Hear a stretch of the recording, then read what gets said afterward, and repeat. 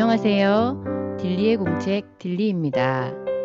오늘이 벌써 6번째 에피소드를 소개하는 날입니다. 제가 그동안 정신이 없어서 댓글 소개를 못 해드렸는데요. 오늘 소개해보려 합니다. 며칠 전 김병환 작가의 40대 위대한 공부에 미쳐라 책 내용으로 중년의 공부에 대한 에피소드를 올렸는데요.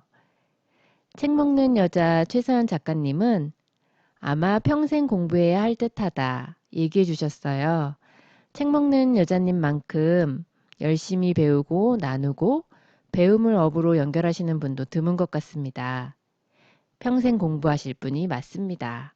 우리도 모두 평생 배우는 사람들 맞지요? 몇 년 전 책을 읽을 때보다 지금은 정말 열심히 공부해가며 인생 후반을 준비하는 분들이 많이 보입니다. 나이가 몇이든 늘 자기 자신을 찾아가는 과정은 필요하다 생각합니다. YJ킴1010님은 오늘의 공책 잘 들었습니다. 저도 공부하는 중년으로 살아갈래요 라고 댓글 달아주셨습니다. YJ킴1010님은 책을 읽고 팟빵에 올리는 에피소드의 양이 엄청난 것으로 아는데요. 하루에 몇 개씩 올리시는 날도 많더라고요. 매일 배우고 생산해내는 YJ킴1010님은 이미 위대한 중년이십니다. 책 읽어주는 별쌤님은 배우고 싶어 스스로 선택한 공부가 진정한 공부다 라고 얘기해 주셨어요. 맞습니다. 그런 공부가 정말 재미있게 할 수 있고 지치지 않는 공부라고 생각합니다. 중년의 공부가 그래서 더 의미가 있다고 생각합니다. 그 다음 성장하는 독서 생각하기와 쓰기 에피소드의 댓글도 간단히 소개해 드릴게요. 스토리텔러 민들레님은 이렇게 말씀해 주셨어요. 요즘 제 주제와 상통합니다. 글 쓰면서 생각하기가 깊어집니다. 요즘 어디 가나 글 쓰라고 합니다. 고미숙 작가는 쓰기 위해 책을 읽으라고 합니다. 덕분에 글쓰기의 필요성을 알게 돼서 감사합니다. 라고 해주셨어요. 정성스러운 댓글과 이야기 감사드리고요. 민들레님의 글쓰기를 저도 응원합니다. YJ킴1010님이 또 남겨주셨는데요. 생각하기와 쓰기가 정말 중요하다고 해주셨어요. 책 읽어주는 아내님은 책 읽기와 사유에 대해 생각해보는 시간이었어요. 라고 해주셨습니다. 감사합니다. 팟빵 시작 후 댓글 달아주셨던 책미녀님과 꿈의 모험님께도 감사드립니다. 자, 그러면 오늘의 공책을 펼쳐보겠습니다. 긴 장마가 지나가려 하니 이제 본격적인 폭염이라고 합니다. 예년 같으면 입추도 지난 이 즈음에는 더웠던 공기가 밤이 되면 선선해지는 때인데요. 요즘엔 열대야 소식도 들려오네요. 올 여름 저희 집은 에어컨 사용할 일이 거의 없었지만 요 며칠 습한 공기를 못 이겨서 결국 에어컨을 사용하고 있습니다. 에어컨은 한번 켜면 계속 틀고 싶어져서 웬만하면 자주 틀지 않거든요. 그런데 창문을 열면 순간 더운 공기가 훅 밀려 들어옵니다. 날이 더워져서도 그렇지만 여기저기서 에어컨을 가동하기 때문에 그 실외기 열기가 한몫하는 것 같더라고요. 이제 여름엔 에어컨 없이는 정말 불편한 환경이 된 것 같죠? 오늘은 딜리의 공책에서 아이가 어릴 때 읽었던 부모가 높여주는 내 아이 면역력이라는 책의 한 부분을 열어보겠습니다. 이 책은 현재는 절판되었다고 하는데요.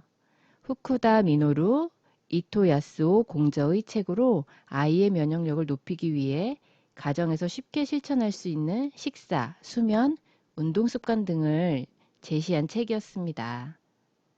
여러 가지 내용이 있었지만 제 기억에 남는 것이 하나 있습니다. 교감신경과 부교감신경, 즉 자율신경의 균형을 말한 부분이었습니다. 복잡한 게 아니니까 한번 들어보세요. 교감신경, 부교감신경은 각각의 역할이 있는데요. 균형이 무너질 때 우리 몸에 면역 과잉이나 또는 면역 저하로 질병에 걸릴 수 있다고 합니다. 우리의 신체 활동이 많아지면 교감신경이 우세해지고 휴식과 안정을 취하면 부교감신경이 우세해집니다. 부교감신경이 우세해질 때 면역을 담당하는 림프구라는 세포가 증가하게 되어 면역 활동을 하게 되는데요. 적당한 휴식이 면역력을 키우는 방법이 되는 것도 이 때문입니다. 이런 교감과 부교감 신경 특징 때문에 우리 몸은 그 균형이 잘 맞아야 건강하게 지낼 수 있다고 합니다. 부교감 신경이 지나치게 활성화될 때가 있는데요. 적당한 휴식이 아닌 과도한 안정 상태가 되었을 때를 말합니다. 때문에 림프구가 과잉 상태가 되고 이 림프구들이 항원에 과도한 반응을 일으킵니다. 이것은 세균이나 바이러스와 싸운다든지 알러지, 아토피, 천식, 우리가 잘 아는 그런 반응을 일으킨다는 말입니다. 심하면 자가면역 질환까지 일으킬 수 있다고 합니다. 제가 에어컨 이야기를 하다가 이 내용이 떠오른 이유가 있습니다. 현대인의 활동량은 과거 어느 때보다 줄어들고 있습니다. 대부분의 사람들은 겨울에는 따뜻한 실내에 머물려 하고 여름에는 가능한 움직임을 줄여서 땀을 덜 흘리고 시원하며 쾌적한 공간에만 있기를 원합니다. 실제로 우리가 머무는 많은 공간들이 조금만 더워져도 쉬지 않고 에어컨이 가동되고 있는데요. 이런 환경에서 활동량이 줄어든 생활이 지속된다면 바로 부교감 신경의 지나친 활성화가 초래되는 겁니다. 올해처럼 코로나로 인해 집안이나 실내에만 머물고 활동하는 양이 많이 줄어든 상황에서는 더욱 그럴 확률이 높아지는 것이죠. 어른도 그렇지만 요즘의 아이들을 생각해 보면 염려되는 게 있습니다. 예전의 아이들보다 밖에서 뛰어노는 양이 갈수록 줄고 있는 것인데요. 놀이터에서 친구와 뛰어놀고 야외 활동을 꾸준히 하는 아이들도 있지만 그렇지 못한 아이들이 더 많은 것 같습니다. 학교와 학원을 오가며 공부하느라 책상에 앉아 있는 시간이 많아졌습니다. 아이들은 밖에서 뛰어놀며 자라야 하는데 놀 시간도 부족하고 놀이터에 가면 같이 놀 친구가 없다고 합니다. 아이들도 더운 여름과 추운 겨울에는 시원하고 따뜻한 실내에만 있고 싶어 하는 걸 많이 보게 됩니다. 점점 신체 활동이 줄고 있습니다.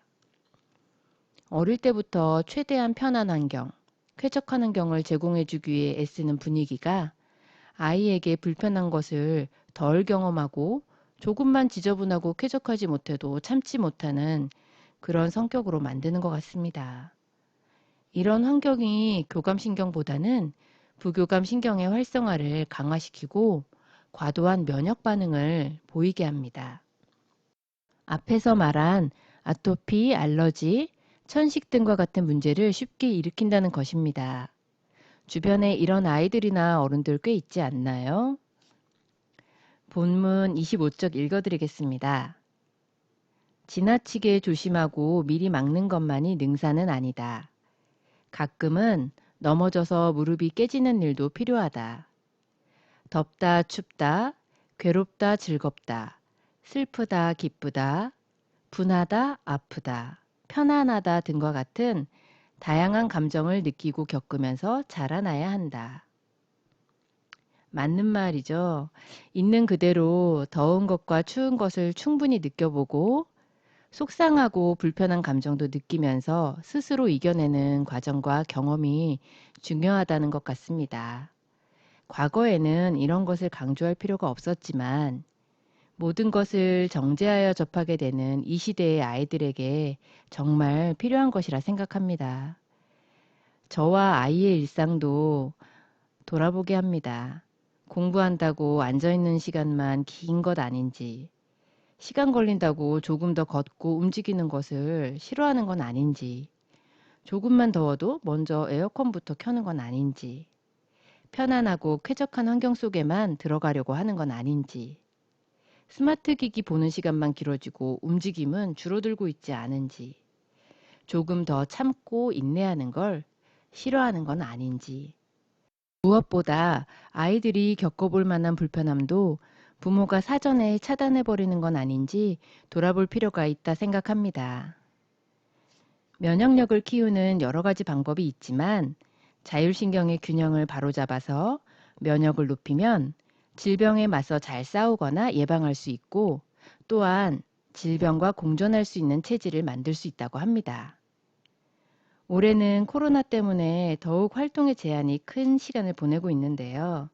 이럴 때일수록 생활 속에서 자율신경의 균형을 위한 노력이 필요할 것 같습니다. 잘 먹고, 잘 쉬고, 잘 움직여야겠습니다. 오늘 딜리의 공책은 여기까지입니다. 우리 아이 면역에 중요한 자율신경의 균형 어렵지 않지요? 구독과 좋아요 감사드립니다. 딜리의 공책은 다음 시간에 또 이어집니다. 당신의 공간을 충만히 채우는 하루가 되실 거예요. 감사합니다.